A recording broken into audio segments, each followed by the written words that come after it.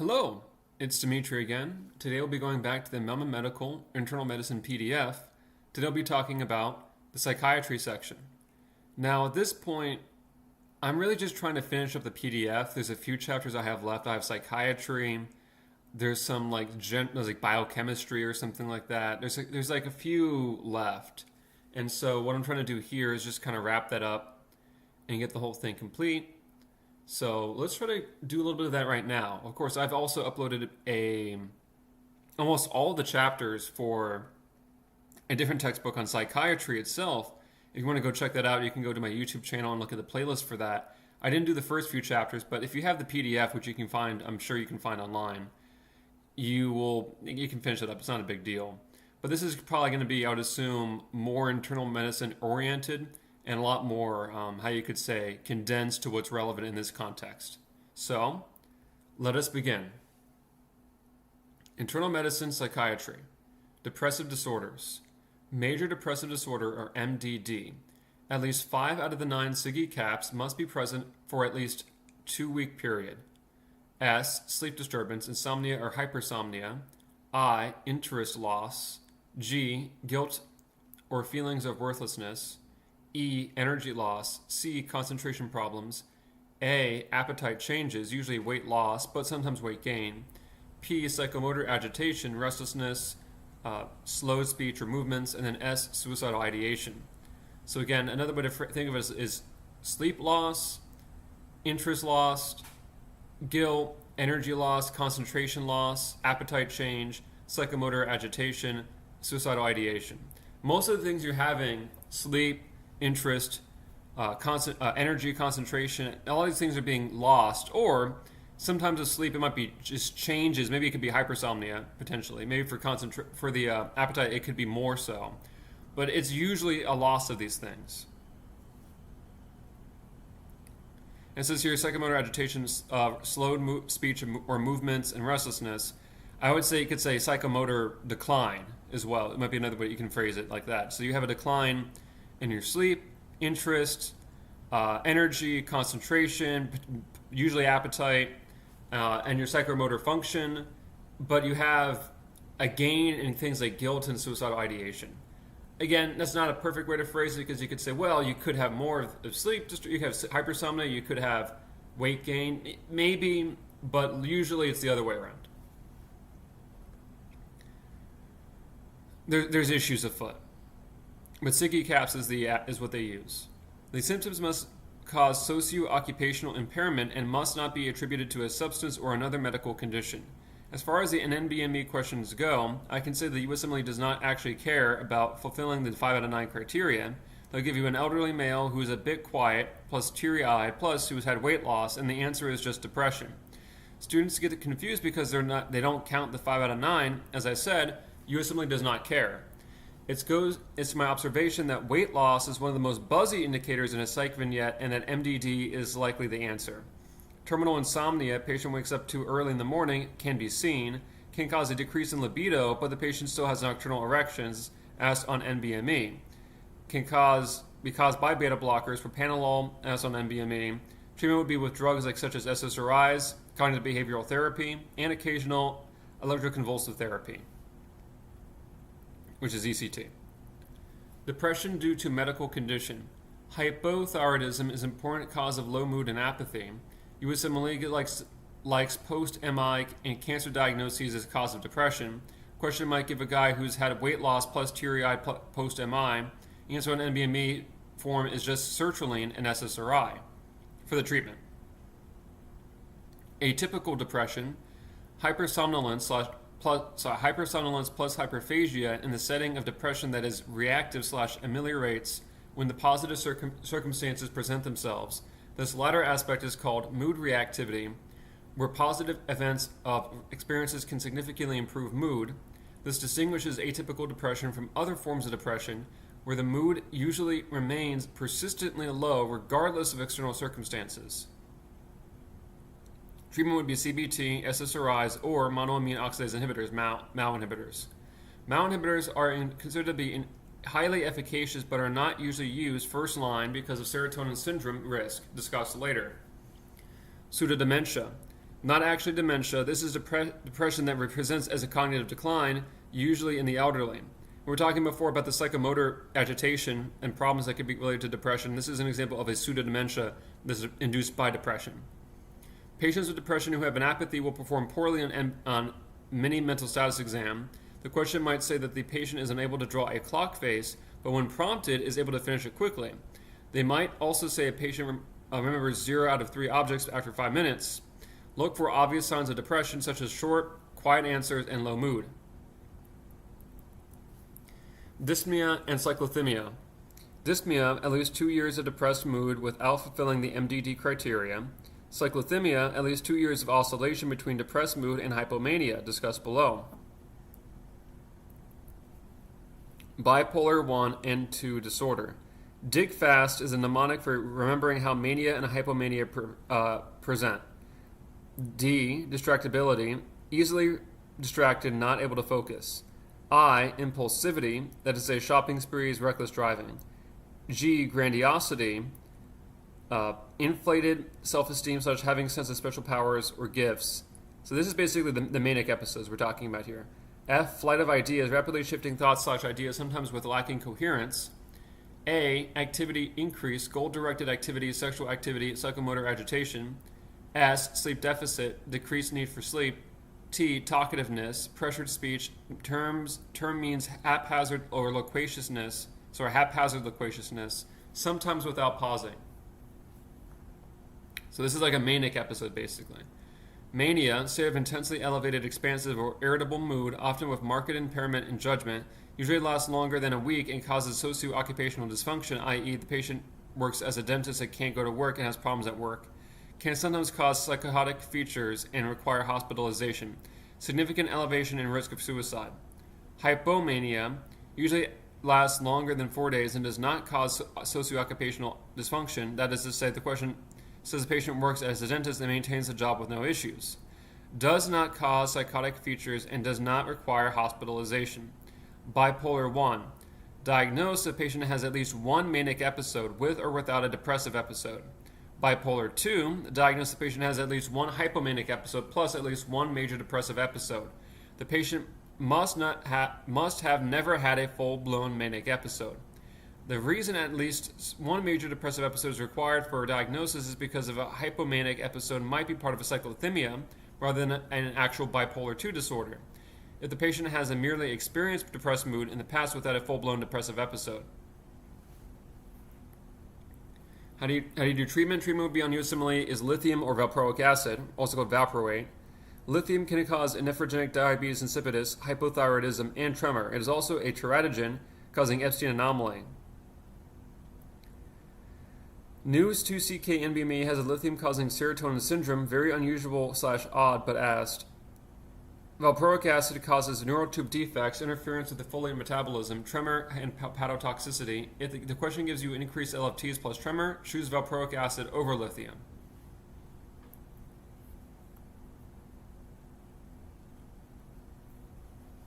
Psychotic disorders. Schizophrenia. 4 points for diagnosis. 1, at least 6 months in duration. 2, two or more of the following: hallucinations, always auditory on USMLE, hearing voices that are not there. Delusions, false beliefs can be bizarre, which refers to stuff like demons, aliens, and the Lord.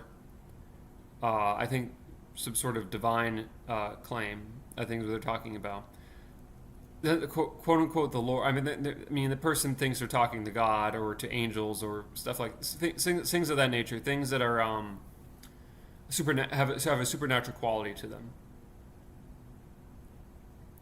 Disorganized speech, often nonsensical or muffled speech. Disorganized or catatonic behavior. Negative symptoms, flattened / blunted affect, anhedonia, inability to feel pleasure, diminished speech. 3, must have socio-occupational dysfunction, that is to say, significant impairment in work, interpersonal relationships, or self-care.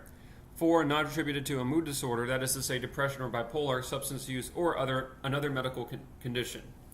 Schizophreniform, same as the schizophrenia, but 1 to 6 months in duration. Brief psychotic disorder, same as schizophrenia, but less than 1 month in duration. So here's some commonly confused conditions. Schizoaffective, based on psychosis, spike of depression, spike of mania. Depression with psychotic features, baseline depression, spike of psychosis. So when you have depression, let's continue. Bipolar with psychotic features, baseline of bipolar, and spikes of psychoses. So I'm not entirely sure exactly what they're trying to communicate with that kind of stuff. Needless to say, when you say depression with psychotic features, you will have the psychotic features during the actual episodes themselves, for reference. There's another condition that's different from depression or bipolar with psychotic features because it has the psychotic features independent of the actual episodes, you could say. That's something that does happen. And I forgot what this is off the top of my head. I do not recall. But we'll probably get into it soon. So let's see. Schizoaffective disorder. At least 2 weeks. Yeah, here we go. This is what I'm talking about. Schizoaffective disorder. At least 2 weeks of psychosis without a mood disorder. That is to say, neither depression nor mania or hypomania, followed by periods of time with simultaneous psychotic and mood disorder. For example, the question will say a college student has been hearing voices for the past 6 weeks, plus has been staying up all night for the last month, i.e. 4 weeks of mania or hypomania plus 2 weeks of psychosis alone. The name of the condition starts with a schizo, so you remember that the psychosis is the baseline of the disorder. That is to say that the patient will have this as his or her underlying baseline, and the mood disorder spikes on top of it. So that's important to know. Schizoaffective is when you have basically psychotic episodes independent of the actual depressive or bipolar-like effects. May it be, independent of the mood disorder, whatever that mood disorder might be. Manic, hypomanic, depressive, right? What about depression with psychotic features? Depression rather than psychosis is the baseline. The patients will have periods of time where he or she only experiences major depression without any other type of psychosis. Then the psychosis periodically spikes on top of the depression. Bipolar with psychotic features. Again, similar camp as the one we talked about before. Bipolar is the baseline, and the patient will have periods of either depression or mania alone, followed by psychosis spiking on top of it. If the patient has periods of mania alone, followed by a simultaneous spike of psychosis, this answer is the diagnosis. This makes the diagnosis easier. If the patient has a period of depression alone, followed by spiking psychosis, it can appear like depression with psychotic features, except the patient will also have a history of at least one manic episode in the past.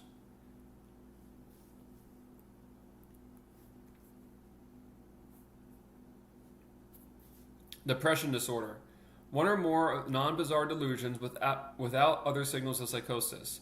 By non-bizarre, as discussed earlier, this refers to potentially plausible scenarios, that is to say, people at work who are stealing from or trying to undermine you, that are not true, whereas bizarre, unusually, is anything that involves aliens, demons, the heavens, basically the divine, etc. The person's behavior and thinking apart from the delusional belief tend to be normal. Treatment would be CBT, antipsychotics, that is to say risperidone, mood stabilizers, lithium, and or antidepressants, SSRIs.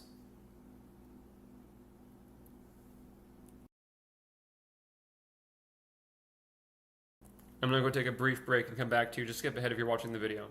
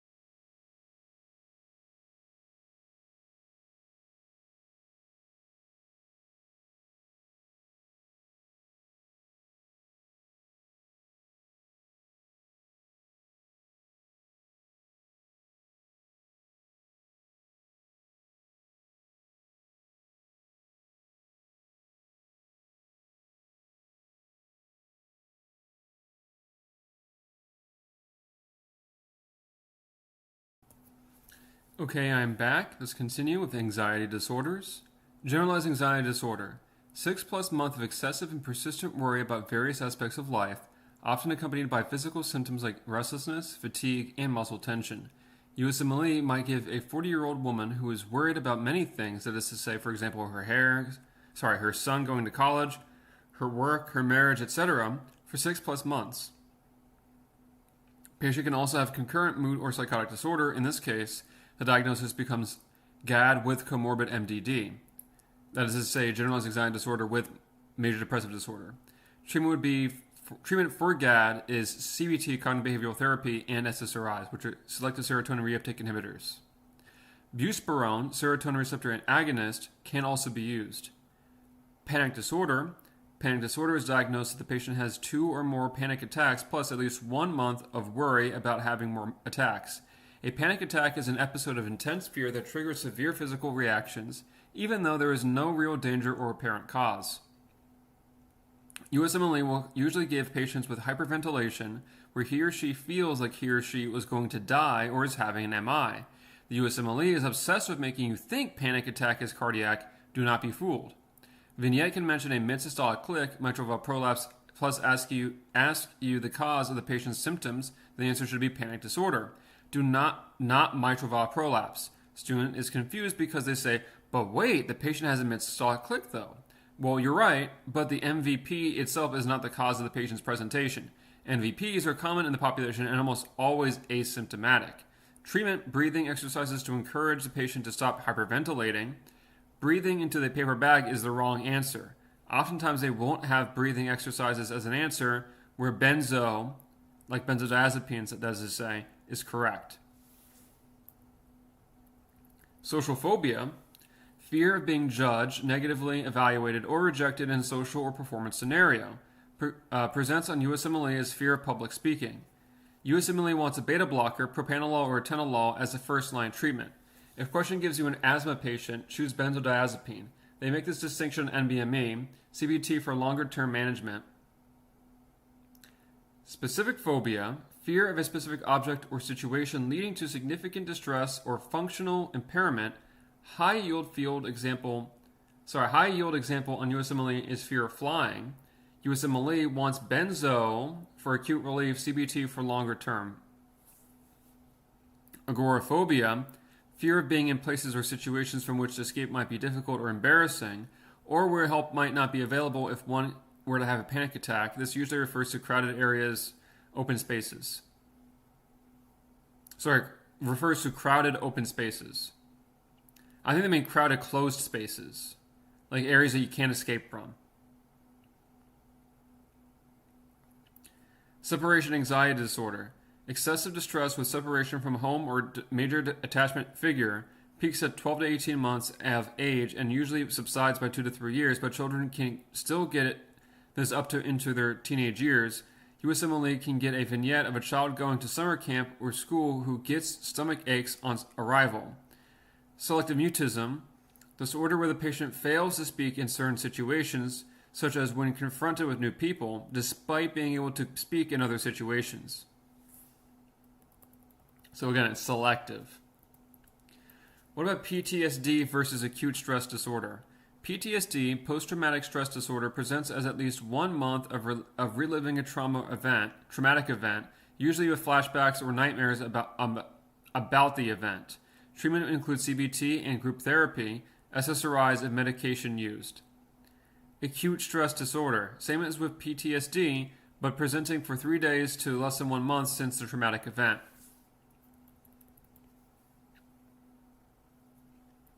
Adjustment disorder, socio-occupational dysfunction starting within 3 months of one specific stressor, that is to say, a breakup, loss of job, death, illness, usually lasts less than 6 months. If longer than 6 months, it is called chronic adjustment disorder.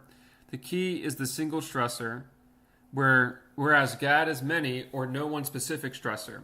The patient cannot have any psychotic symptoms, but can have a mood disorder, where we call it adjustment disorder with depressed mood, or adjustment disorder with anxious mood, etc. I've seen NBMEs, particularly on 2CK psych forms, write answers like this. First line treatment is CBT and SSRIs. attention deficit slash hyperactivity disorder, or ADHD, inattentiveness, that is to say distractibility, not listening when spoken to, and or hyperactivity, i.e. fidgeting, inability to remain seated or engaged in activities quietly at home and at school. The pattern of behavior must be consistent across venues and daily situations the child is immersed in. Treatment would be first-line stimulant medications such as methylphenidate, Ritalin. Other non-stimulant medications such as atomoxetine can be attempted second-line, but they say number one is methylphenidate. External to medications, family therapy, behavioral skills training, and parenting skills training can be pursued. Teenagers or adults can undergo cognitive behavioral therapy. Obsessive compulsive disorder. Obsessions, which is unwanted and intrusive thoughts, images, or urges that cause significant anxiety or distress. Example is constantly feeling the need to touch a doorknob correctly before opening the door. Compulsions, repetitive behaviors a person performs in response to that obsession.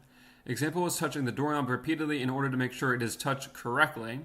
A better example would be something like a person who wants to make sure their hands are clean, so they wash their hands, and then they do it again, and then they do it again, and then they do it again, until they're bleeding or something like that, until they're raw. OCD is persistent obsessions and or compulsions causing the patient significant distress or interfering with the patient's socio-occupational functioning. The patient need not have both in order to be diagnosed. That is to say, a patient can have just either obsessions or compulsions alone. A key point that distinguishes OCD from OCDP, obsessive compulsive personality disorder, I think they mean OCPD. OCPD would be obsessive compulsive personality disorder. I don't know why they do OCD. Why do they spell it that way? I don't know. It's just an error. Which I get discussed below is the OCD is ego-dystonic, whereas OCDP, they call it OCDP twice, is ego-syntonic, meaning that in OCD, the patient doesn't feel like a distress, but an OCDP, the patient is, this is the third time, the patient is content / doesn't view anything as wrong. So basically, if it's a personality disorder, they don't recognize the problem. When they have normal OCD, they actually recognize there's a problem going on. Treatment would be CBT. If drugs, use SSRIs or clomipramine, a TCA. The latter shows up on the 2CK psych form and is a mini factoid about OCD, i.e. you can use the TCA clomipramine to treat it. Let me see if that's the proper way of talking about it, by the way. You said OCD. Is it OCD versus OCP? It is called OC. I'm right. I'm literally correct. It's called on here OCD versus OCPD, which makes more sense because it's called obsessive compulsive personality disorder, not disorder personality or disorder of personality. He put the wrong acronym 3 times. Anyway, we're on page 283 right now. We're getting up to page 284. This chapter ends, I believe, on 293. Am I mistaken? No, it's on 292. So we have basically, a little bit less than 10 pages, like 9-ish pages, you could say. Conduct versus oppositional defiant disorder. Oppositional defiant disorder. A little bit, whatever.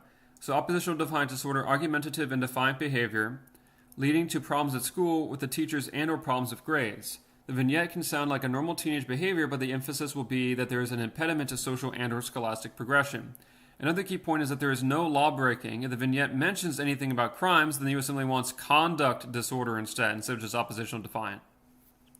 Conduct is when you start going into more risque behavior. Greater than 6 months pattern of law breaking starting at the age of 17 or younger. Vignette might give you a teenager who engages in criminal behavior such as killing a cat, destroying property, or engaging in theft.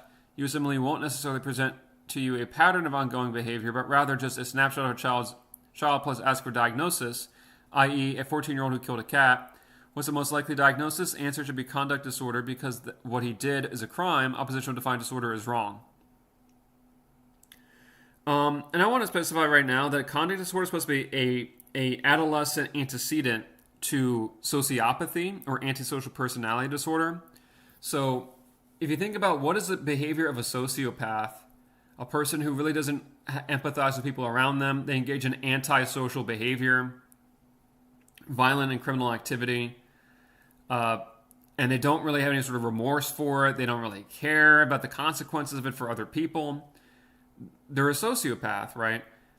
The antecedent to that in adolescents, people under the age of 18, is conduct disorder. So if they have that kind of behavior, that's kind of the reflection. If it makes any sense to you. Eating disorders, anorexia, intense preoccupation with maintaining a low body weight, and an intense fear of gaining weight. BMI must be low, that is to say less than 18.5 for diagnosis. Purging can be seen, but not limited to bulimia, so it can be in anorexia as well. Vignette can give a girl who runs 12 miles per day and barely eats, USMLE likes metatarsal stress fractures due to the decreasing bone density. The question can ask what the patient is at risk for later in life. The answer should be osteoporosis, reduced adipose leading to reduced estrogen. Amenorrhea in females can be seen, but is no longer mandatory for diagnosis. USMLE wants abnormal gonadotropin-releasing hormone pulsation as the mechanism for amenorrhea and anorexia, where the luteinizing hormone and the follicle-stimulating hormone are both decreased. This is called hypogonadotropic or central amenorrhea. BMI is less than 15, or overt malnutrition is an indication for hospital admission. Treatment would be CBT and or an SSRI. Mirtazapine is an alpha-2 antagonist that stimulates an appetite and is used for patients with depression and anorexia. Avoid bupropion in patients with eating disorders, lowers seizure threshold. Most common cause of death is ventricular fibrillation due to VFib due to hypokalemia, low potassium. Olanzapine can be used in theory, antipsychotic that increases the appetite. Bulimia, binge eating followed by compensatory behaviors such as vomiting, excessive exercise, and or use of laxatives. The BMI is normal or elevated, unlike anorexia where it must be decreased. Treatment would be CBT and or SSRI. So the real huge distinction between anorexia and bulimia is not necessarily even the behaviors they're engaging in. It's technically that anorexia is below normal BMI, while bulimia is normal or elevated BMI. Sure, the constellation of symptoms leans more towards, binging and purging for bulimia, while it leans towards, there are forms of anorexia that don't require binging, because you can have anorexia and have binging and purging, or you could just not do that. And they're both forms of anorexia. But the important distinction is that anorexia will have a low BMI. Factitious disorders for internal medicine. Factitious thyrotoxicosis, injection of thyroid hormone, aka surreptitious thyrotoxicosis. USMLE vignette will usually make this as an endocrine type question. See high yield endocrine PDF, where it need not be attached to the patient's desire to seek medical care. That is to say, the patient could just be attempting to lose weight. However, some patients will inject as a means to require medical attention. Question need not to say that the patient is a pharmacist. Students use that as a crutch. So be careful. What about factitious use of glycemic medications? Use of insulin or hypoglycemic medications like sulfonylureas to achieve hypoglycemia or weight loss. USMLE will usually ask in the setting of a C-peptide levels, i.e. low C-peptide indicates exogenous insulin. High C-peptide means either secretagogue abuse like sulfonylureas or insulinoma. Some patients use these medications to achieve medical attention.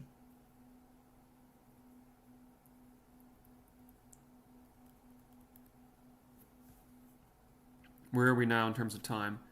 3 minutes. I have to admit to you right now, I honestly, when reading psychiatry, this is just a little aside about me, I don't feel it as so grating on my ears and my eyes and on my tongue as it is when I read about pretty much every other topic in medicine, I'm familiar with this to a certain degree. I'm not going to say I'm an expert, obviously. I wish I was. I wish I knew I was an expert in all this stuff because it would make my life a lot easier as a student. But I confess that it's certainly a lot less grating for me personally, learning about this stuff compared to some of the other topics afoot. But anyways, that's just about me. I'm going to take a break and come back. Just skip ahead if you're watching a recording.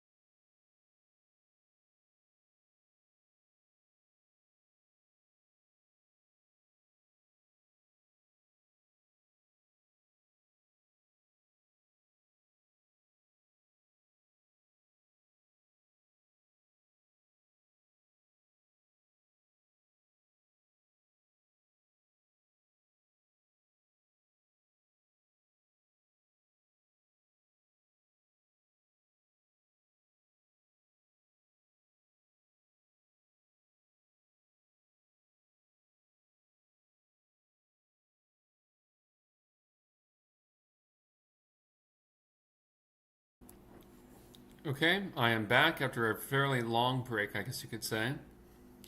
Of course, if I were you, I would just be skipping ahead. But hey, I don't know what you're doing. So let's see. Again, I was talking about before, and on 292, we're on page 284, going over to 285. So sleep disorders for internal medicine, narcolepsy, chronic sleep disorders affecting the brain's ability to regulate sleep-wake cycles normally, characterized by excessive daytime sleepiness, sudden episodes of muscle weakness, cataplexy, sleep paralysis, and hallucinations. The latter tend to occur prior to sleep hypnagogic or upon waking up, hypnopompic, thought to be due to the deficiency of a neurotransmitter called orexin, aka hypocretin, which normally promotes wakefulness. Treatment is modafinil, dopamine reuptake inhibitor, plus promotes release of orexin from the hypothalamus. Sleep apnea can be obstructed, that is to say, usually from obesity or central, i.e., brain-related. Chronic fatigue and poor oxygenation can lead to dyspnea/depression. The answer in NBME is mood disorder due to a medical condition. Polysomnography, sleep study, is what USMLE wants to diagnose when obstructive sleep apnea progresses to the point that the patient is a chronic CO2 retainer with pulmonary hypertension and or cor pulmonale. We call it obesity hypoventilation syndrome, Pickwickian syndrome. If they're confused about the cardio, go to the high yield cardio PDF. Restless leg syndrome, idiopathic, irresistible urge to move legs while in bed/sleeping. Most common cause is iron deficiency anemia. First step is checking these patients' serum iron and ferritin. If the iron studies are normal, gabapentin and D2 agonist, ropinirole, and pramipexole can be used. USMLE wants you to know that the patients with restless leg syndrome have an increased risk of developing Parkinson's disease, which makes sense since D2 agonists help indicating a potential problem with dopamine signaling or production in some patients. Tic disorders. Tourette's, neurologic disorder characterized by repetitive involuntary movements and vocalizations, that is to say, tics. Motor tics range from mere eye blinking, head jerking, or shoulder shrugging to more complex movements such as hopping, twirling, or even mimicking others' actions. Vocal phonic tics include throat clearing, sniffing, or humming. More complex vocal tics can involve repeated words or phrases or shouting inappropriate words like coprolalia. Historically, a lot of coprolalia would be like saying blasphemous like words about God. It's more typically racial slurs in the modern context because the person has almost like a disposition to figuring out what's the most inappropriate thing to say. And because culture changes and what's considered the most awful thing to say, apparently, people back in the day believed the worst thing you could say is something about the divine. And I guess today the worst thing you could say is something about black people, I suppose, is a cultural disposition of mind. What is their highest virtue? Well, you can figure it out, right? Haloperidol, typical and also obviously sexual vulgarity is something that people don't want to hear, and so it's something they might say. Haloperidol, typical antipsychotic D2 antagonist, and clonidine, alpha-2 agonist are two agents used to treatment that show up on NBME. Provisional tic disorder. In pediatrics, it is normal for the kid to sometimes have a singular tic that lasts up to a year, that is to say, unusual tongue or lip gesture. There is a very low chance of it progressing to chronic tic disorder, that is to say, Tourette's, or Tourette. USMLE wants you to follow up in 3 to 6 months as the next best step, that is to say, observe. PANDAS, pediatric autoimmune neuropsychiatric disorder associated with streptococci. This is a crazy thing that we've talked about before, where the group A strep pharyngitis can cause a tic disorder, OCD, or ADHD in the weeks following infection, which is insane to me. USMLE will give you a kid who has sore throat for 2 weeks ago, now has a new onset tic, ADHD or OCD, and it will ask you what will most likely diagnose the etiology of the disorder. The answer would be anti-streptolysin O titers. Drug-induced tics. Stimulants such as methylphenidate, amphetamines, and caffeine can cause tics. Tardive dyskinesia due to antipsychotics is considered a type of tic disorder.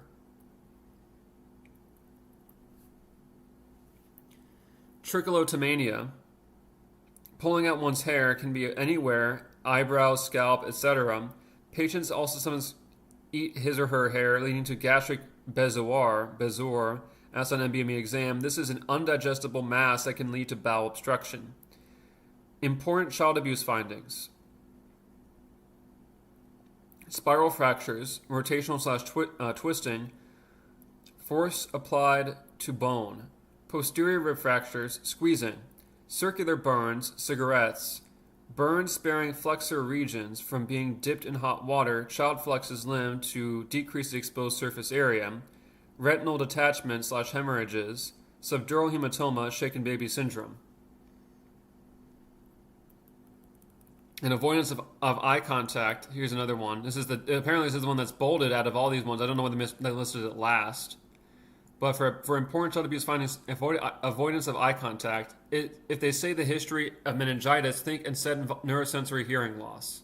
Sure.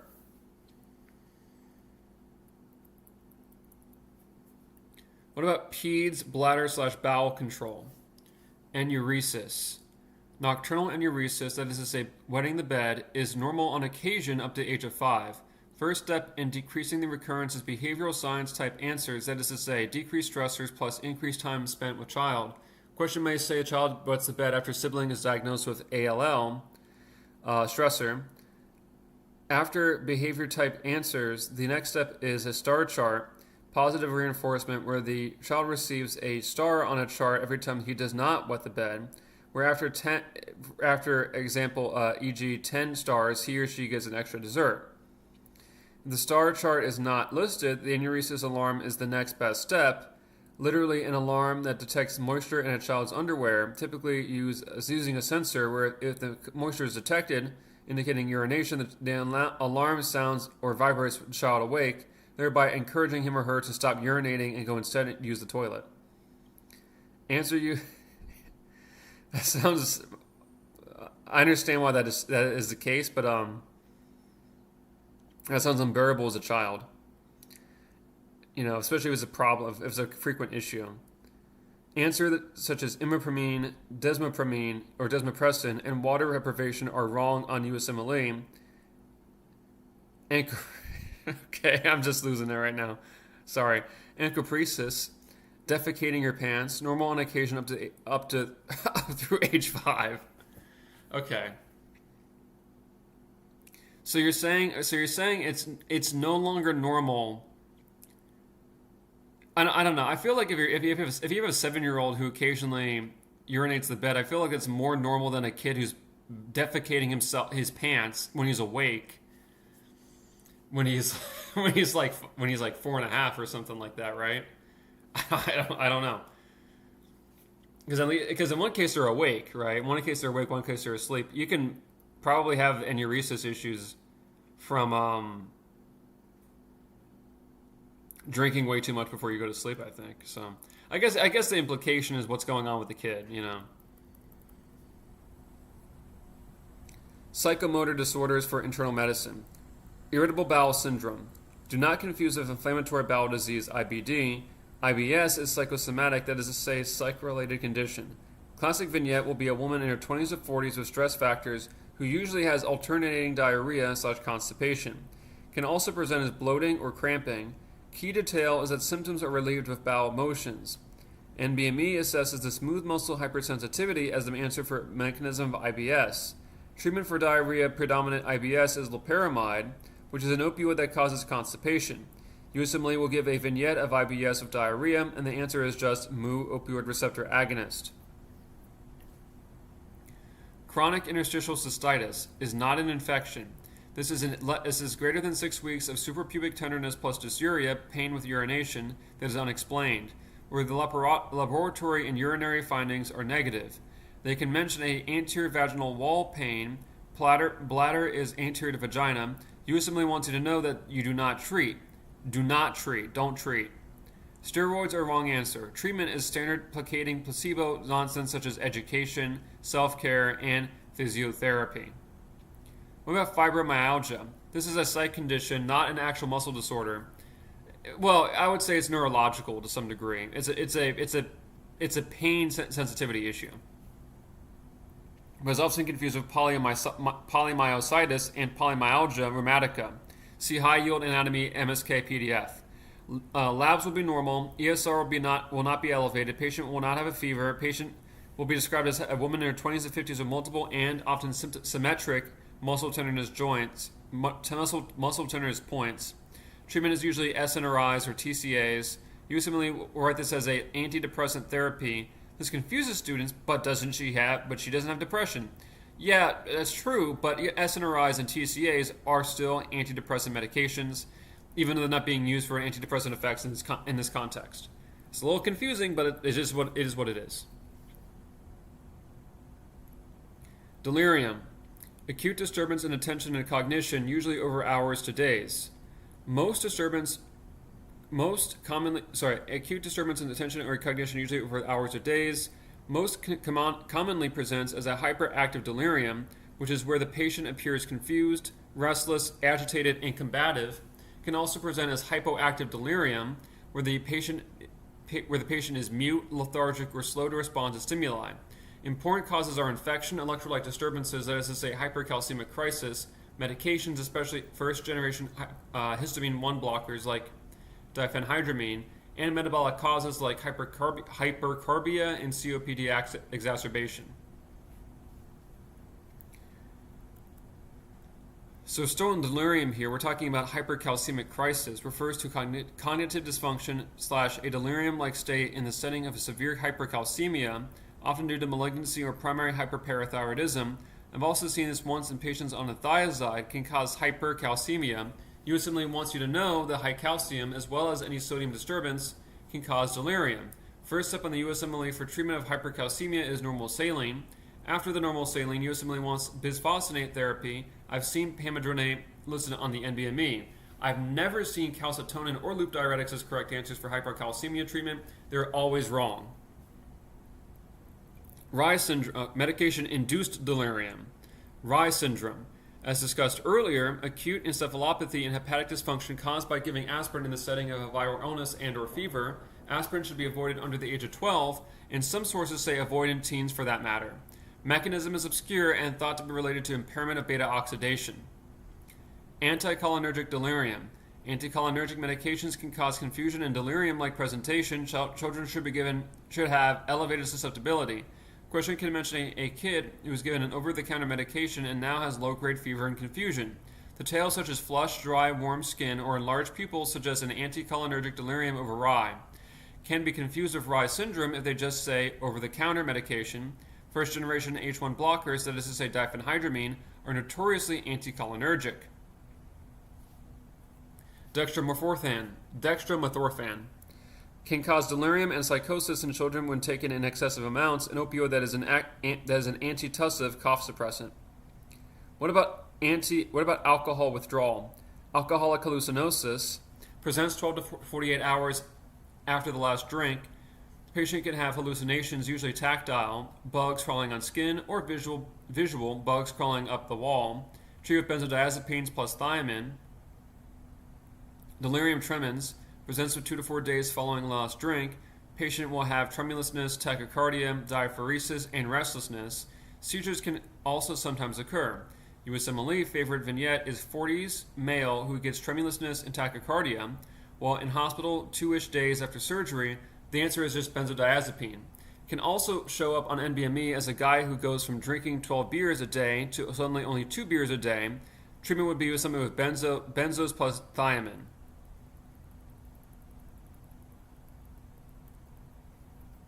Drug abuse.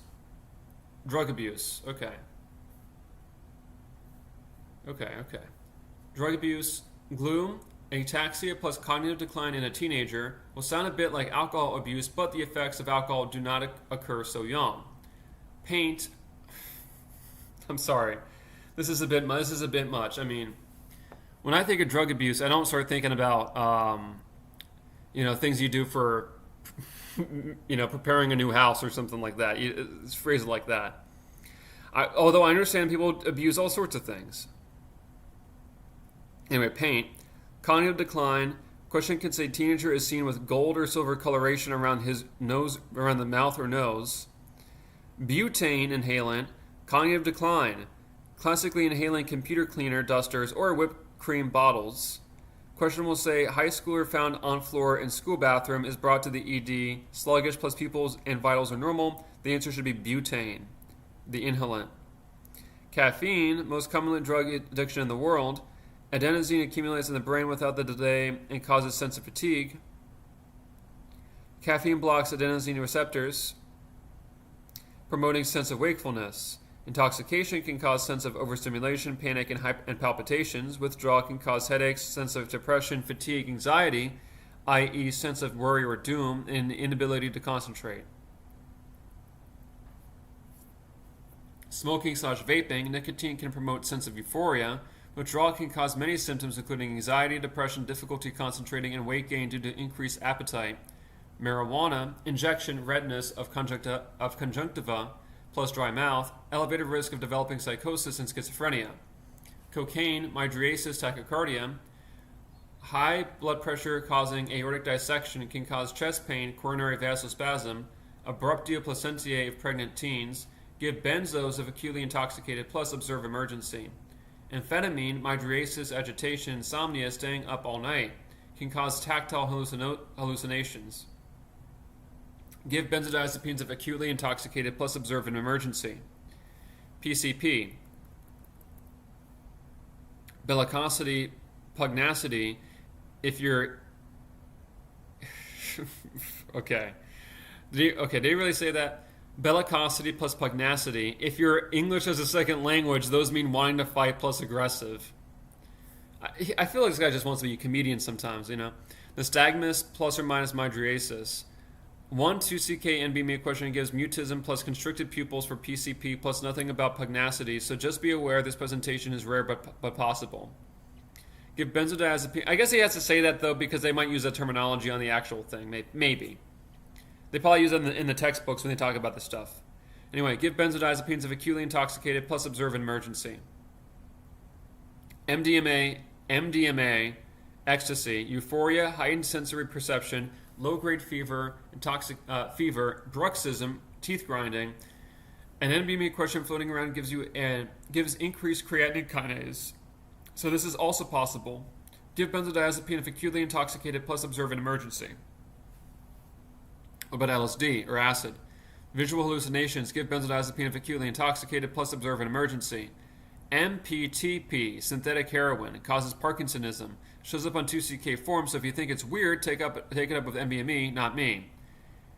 Heroin/opioids. That is to say, oxycodone or dextromethorphan. Respiratory depression plus constricted pupils plus constipation. Naloxone, opioid receptor antagonist for acute toxicity. Methadone, opioid receptor agonist to decrease relapses. Benzodiazepines, that is to say diazepam, respiratory depression, flumazenil to treat acute toxicity, benzodiazepine receptor antagonist. Barbiturates, respiratory depression, question will say naloxone and flumazenil had no effect, so you eliminate to get to barbiturates. So it's sort of like an elimination situation for barbiturates, yeah. Barbiturates, okay. Acetaminophen, fulminant liver failure. Give activated charcoal if ingested within 1 to 2 hours. N-acetylcysteine must be given after to regenerate reduced glutathione to prevent liver damage from the NAPQI, acetaminophen metabolite. Aspirin, tinnitus, plus mixed metabolic acidosis, respiratory alkalosis. Give sodium bicarbonate to treat elevated excretion through the urinary alkalization. What about TCAs? These are the tricyclic antidepressants. That is to say, amitriptyline, CCCs, coma, convulsions, cardiotoxicity, EKG changes seen frequently in vignettes. For example, you'll get a big, vague paragraph about some drug overdose, plus they say in the last line, quote, QT is prolonged, the answer should be the TCA. Then you remind students about cardiotoxicity, and they're all like, oh yeah, anticholinergic effects would be delirium plus hot, red, dry patient. Now we're talking about depression. Now I think we're 1 hour and 3 minutes and some seconds and counting, so I'll take another break. Just skip ahead. I don't know how long the break is going to be. Hopefully it's not too crazy though. But regardless, if you're doing a recording, just go. Oh, just go ahead, I guess. You can just skip forward.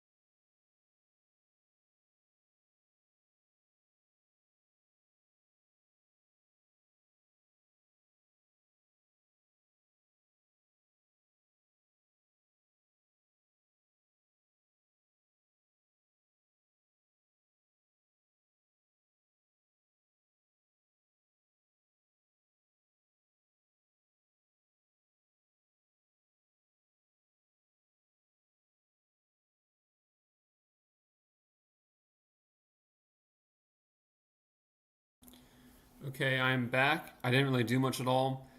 For some reason, my for some reason when I'm using Google Chrome and I tried to I was on Twitter for a bit, and for some reason I tried to go to a second account, and it stuck. It wanted to switch me over to a premium like advertisement setup. You know how they do that on Twitter when you go, oh, you should sign up for premium, and it's like for some reason it caused the whole thing to just screw up. It's a sort of screen where it has like the loading thing and it's frozen, and the whole entire Google Chrome page is can't do anything with it for some reason. It's just stuck like that.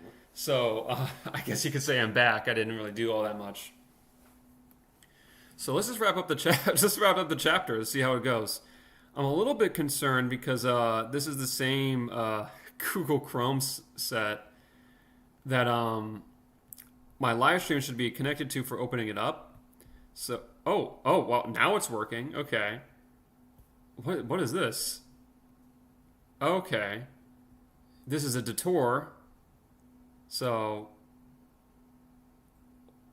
what is, okay. I'm gonna go, let me go, no, let me just continue. Let's continue. Let's go back into it. We're on 289. We wrap up on 292. So we only have like a few pages left. Let's see. 1, 2, 3. It doesn't sound too bad, does it? You know, come on. 1, 2, 3, 4. So not too crazy. We have ophthalmo. Well, also with an ophthalmo chapter later on. I might do that tomorrow. I might do that at some point in the future. Maybe I don't. Maybe something happens. Maybe I have a change of heart on the matter. Who knows? Anyway, depression medications, SSRIs, or selective serotonin reuptake inhibitors, fluoxetine, escitalopram, sertraline, etc., causes sexual dysfunctions, anorgasmia, and sleep disturbance. The fact that they cause anorgasmia actually makes them the treatment for premature ejaculation. Do not combine with drugs such as monoamine oxidase inhibitors, i.e. MAO inhibitors or St. John wort, as this can cause serotonin syndrome discussed below. There are unique side effects of various SSRIs, that is to say, sertraline is more likely to cause diarrhea. Fluoxetine has a stimulating effect and is more likely to cause insomnia. Citalopram can prolong QT interval at higher doses, but USMLE does not care. Used for a variety of psych conditions external to depression, that is to say, fibromyalgia, OCD, etc., it can take 4 to 6 weeks for an SSRI to achieve desired effect. If, after this time point, the drug is not working, the first step is increasing the dose. If this does not work, the next step is switching to a different SSRI, followed by switching to a different class agent. What about SNRIs? Serotonin and norepinephrine reuptake inhibitors. These are going to be like desvenlafaxine and duloxetine, etc., can increase blood pressure at higher doses. What about tricyclic antidepressants, or TCAs? Blocks reuptake of both serotonin and norepinephrine, just like SNRIs in a certain sense, but they are different category. Amitriptyline, nortriptyline, clomipramine, doxepin, etc. High yield on USMLE as a first line for diabetic neuropathic pain, but can also be used for neuropathic pain in general, that is to say from trauma, for example. Gabapentin is otherwise frequently used. Have nasty anticholinergic side effects. Anti-dumbbells. See high-yield neuro-PDF for the discussion of anticholinergic versus procholinergic effects if you were confused. So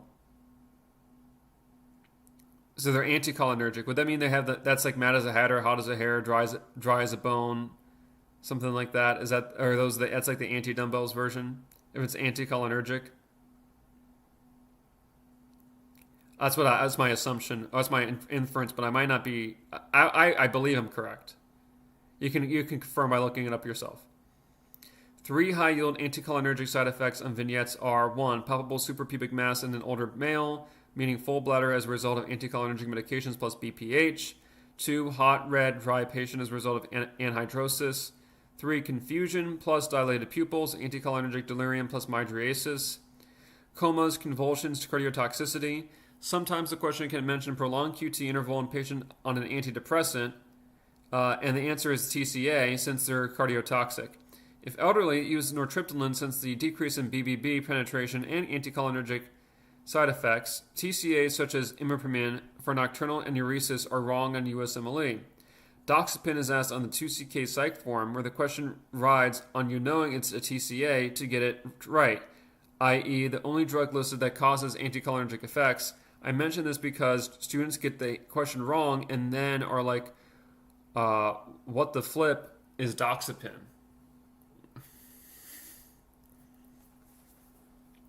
MAO inhibitors, monoamine oxidase inhibitors, phenelzine, tranylcypromine. Avoided first-line overwhelming majority of the time because the elevation in risk of serotonin syndrome. This can be in isolation, but also when commenced too soon following discontinuation of SSRI. Selegiline is a MAO-B inhibitor and used for Parkinson's disease. Answer in MDME, where they ask which Parkinson medication causes serotonin syndrome in a patient. Bupropion,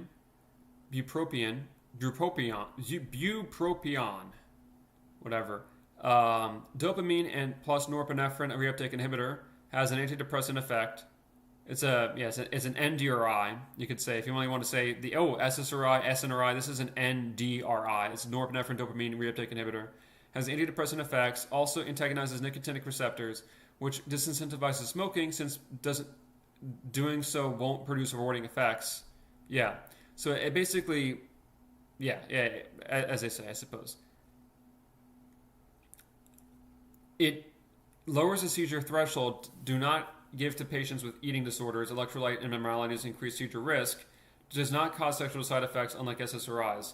Bupropion, by the way, is going to have effects for both managing the sort of a desire or craving for cigarettes to smoke, while also decreasing the actual reward for actually smoking them. So it has both effects. Mirtazapine is an alpha-2 antagonist, stimulates appetite, and used for patients with depression and anorexia. Trazodone, serotonin antagonist and reuptake inhibitor, SARI, used for depression but frequently used for insomnia. But is frequently used for insomnia due to the strong sedative effects, can cause serotonin syndrome. So let's talk about it. Serotonin syndrome.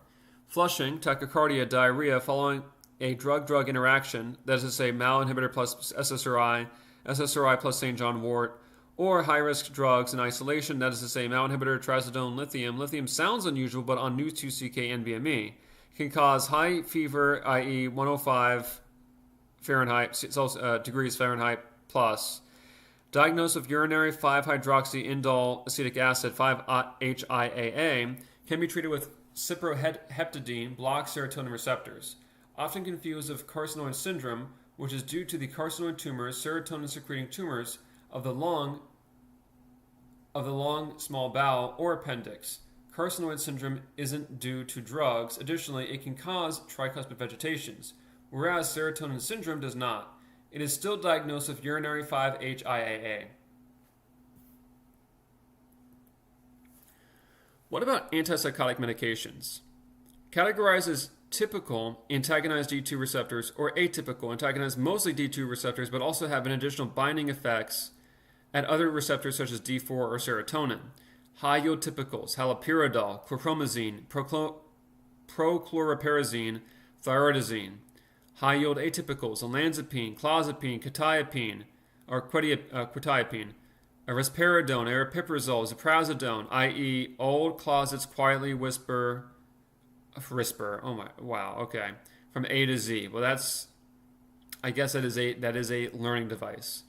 All antipsychotics can cause extrapyramidal side effects, anticholinergic side effects, neuroleptic malignant syndrome, NMS, or QT prolongation, and hyperprolactinemia. D2 agonism normally inhibits the prolactin. I discuss side effects in more detail below. Typicals are older and more known for causing these effects. As a result, atypicals are usually the preferred first-line agents for schizophrenia and psychotic disorders. Typicals like haloperidol are still occasionally used acutely for violent delirium, Tourette, or psychosis patients who have poor medication compliance. A 2CK form wants haloperidol decanoate as the answer for what's good to use for schizophrenia patient with poor compliance. Prochlorperazine can be used as an anti-nausea medication despite being typical antipsychotic. Clozapine can cause neutropenia, agranulocytosis. This is exceedingly high yield. Clozapine can cause neutropenia, agranulocytosis. Olanzapine and clozapine can worsen obesity. Aripiprazole and ziprasidone are better for high BMI patients. Chlorpromazine can cause corneal deposits. Thyroidazine can cause retinal deposits. Just some things to be aware of. So what about those extrapyramidal side effects? What are those? Well, these are the names for the movement disorders associated with antipsychotic use. Rule of fours: after a patient is started on an antipsychotic, a general trend is seen in terms of the onset of particular symptoms. The time frame is not strict or rigid. Use it as a general trend, i.e. acute dystonia wouldn't just start at 4 months, tardive dyskinesia wouldn't occur as early as 2 weeks. Acute dystonia at 4 hours, torticollis, ocular gyric reflex, muscle rigidity without fever.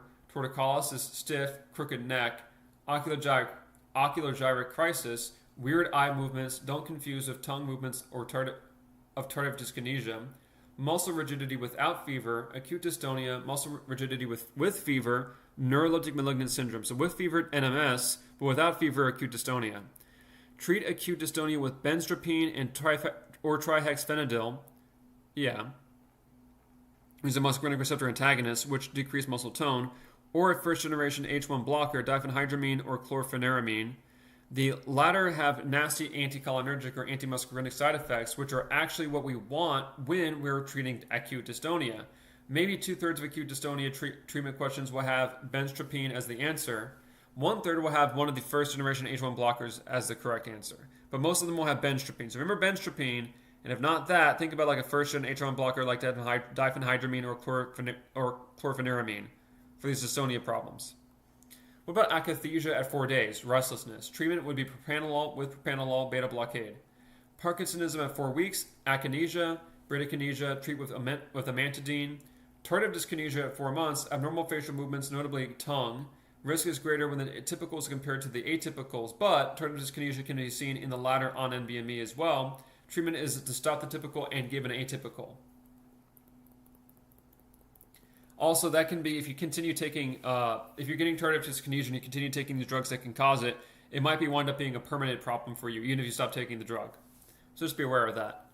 A couple of weird psych NBME questions on this matter of tardive dyskinesia. Patient on atypical plus gets tardive dyskinesia, treatment will be stop the atypical and give another atypical. Just stop drug and switch to yet another atypical. Patient on a typical for 15 years and has no problems whatsoever, i.e. does not have tardive dyskinesia. Patient asks the psychiatrist which can be done to decrease his risk of developing TD. The correct answer is stop the typical and give an atypical. The wrong answer is maintain current drugs regimen. Okay, well that's a little bit annoying, but okay.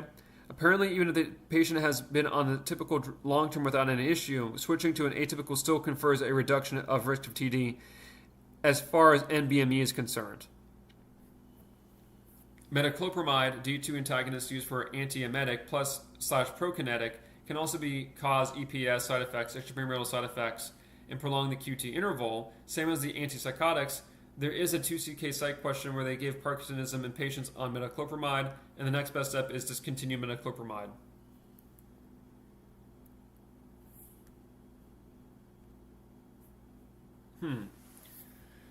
Well, we're at 1:19, 1 hour 19 minutes and some seconds. So I want to hopefully wrap this up. Just power through it.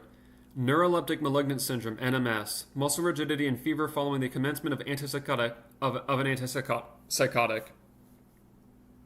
The fever will usually be 103 degrees Fahrenheit. Celsius would be crazy. Fahrenheit. As per my observation on NBME exams, this is because mere anticholinergic side effects can sometimes give low-grade fever, that is to say hot, red, dry patient. A mechanism for NMS is the ranitidine channel, which allows the calcium to move from the sarcoplasmic reticulum into the cytosol, gets stuck open, so elevated calcium moves into the cytoplasm. The cell then needs to use a lot of the ATP to pump the calcium back into the sarcoplasmic reticulum. This generates heat, leading to fever.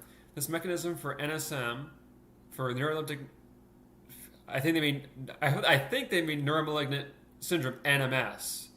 So this mechanism for NMS, secondary to antipsychotic administration, is the same as malignant hyperthermia, MH, due to the succinylcholine, nicotinic neuromuscular blocking agent and used during surgery. Treatment is dantrolene, which closes the ranitidine channel. NBME will sometimes give you a vignette of neuromalignant syndrome or the malignant hyperthermia, and then the answer is treatment. The treatment would be for this would be decreased sarcoplasmic calcium release. In theory, bromocriptine D2 agonists can be used for the setting of NMS only as an alternative to dantrolene, but I have not seen NBME assess this. This is more of a pedantic question what students will ask sometimes. Okay.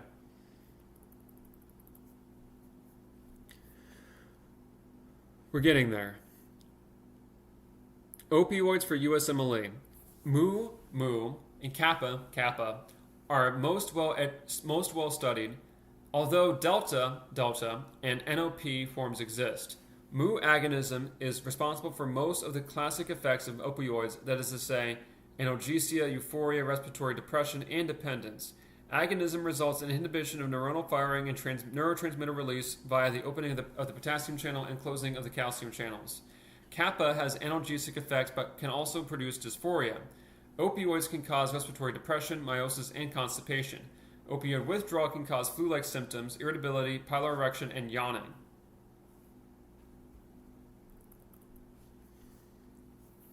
Opioid receptor agonists. Morphine. Gold standard opioid used for moderate to severe pain. USMLE wants you to know that morphine is metabolized into active metabolites that accumulate. This is NBME answer for how to overdose can occur in patients who use self-controlled pumps, since it can take time to work. So patient uses too much. Patients who are in severe pain can sometimes have hypertension as a result. Surgery question has morphine as the answer for how to control blood pressure post-operation. If the patient has a history of opioid abuse but has a severe pain, that is to say due to trauma, do not withhold using opioids. Always treat pain fully. Codeine, less potent than morphine, used for mild to moderate pain in many antitussives. Oxycodone, potent opioid often combined with acetaminophen. USMLE wants you to know that the oxycodone/acetaminophen combination is preferred. Initially in patients who are post-operative, do not just jump to morphine. Fentanyl, potent synthetic opioid with high abuse potential. Meperidine, potent opioid with high abuse potential. I've noticed NBME likes this opioid for malingering questions where they'll say, for example, a 47-year-old man comes to the ER in severe pain requesting meperidine. Okay. Dextromethorphan, opioid used in antitussives, common use cause of delirium from over-the-counter cold medications. Loperamide and ulaxodoline, opioids used for diarrhea predominant irritable bowel syndrome (IBS), low addictive potential. The fact that the opioids cause constipation as an adverse effect is a good thing in the setting of wanting to help limit diarrhea and IBS. Yeah, I mean they're not really likely to be abused compared to some of the other stuff. Buprenorphine, mu partial agonist and kappa antagonist. The kappa antagonism can help cause less dysphoria. NBME question floating around somewhere wants you to know it has the kappa effects. Buprenorphine. Tramadol, unique MOA where it is a weak mu opioid agonist plus also an SNRI. Again, that's a serotonin norepinephrine reuptake inhibitor. Tramadol. Methadone, long-acting full mu opioid agonist that is used for opioid/heroin withdrawal, reduces opioid cravings. What about opioid receptor antagonists like naloxone? Opioid receptor antagonists used for acute overdoses. Naltrexone, opioid receptor antagonists used for alcohol dependence, that is to say, decrease in alcohol cravings, can also be used for opioid dependence in patients who are already detoxified in order to prevent relapse. That is to say, by blocking opioid receptors, if the patient abuses any opioids, he or she won't feel the euphoric effects. Suboxone, buprenorphine plus naloxone combination given orally for opioid addiction in those who have a high risk for abuse or those who have already abused methadone. Buprenorphine partial agonist effects at mu opioid receptors help with cravings, but the naloxone is added so that the patient crushes the Suboxone and injects it. The naloxone will antagonize the opioid receptors and cause withdrawal symptoms. However, when taken orally, the naloxone has a negligible effect due to poor oral bioavailability. What about alcohol abuse drugs? Disulfiram blocks acetaldehyde dehydrogenase. If the patient drinks while on the drug, he or she will have experienced flushing plus severe discomfort, thereby disincentivizing any form of drinking and psychologically training you to associate drinking with negative reactions. Acamprosate, alcohol inhibiting the NMDA glutamate receptor activity, where the chronic alcoholism causes upregulation of NMDA receptors and excessive glutamate transmission and excitotoxicity upon withdrawal. Acamprosate decreases alcohol withdrawal cravings by modulating glutamatergic activity. Naltrexone, as mentioned above, opioid receptor antagonist that decreases alcoholic cravings. And that is the end of our chapter. Did you enjoy it? Were you a big fan of that chapter we're talking about? I don't know. Psychiatry? Honestly, whatever. I'll say this much. I definitely do like doing the psychiatry stuff over doing the other kinds of topics. But after reading it for about an hour and 26 minutes and some seconds, I'm a little bit less than enthused, you could say. Nevertheless, hopefully this was of good use to you. I guess to say this is a pretty good summary or overview for psychiatry as far as it's concerned for internal medicine and application for something like an NBME exam. So if you like that, great. Like, subscribe, whatever. Regardless, have a great rest of your day. Thank you, and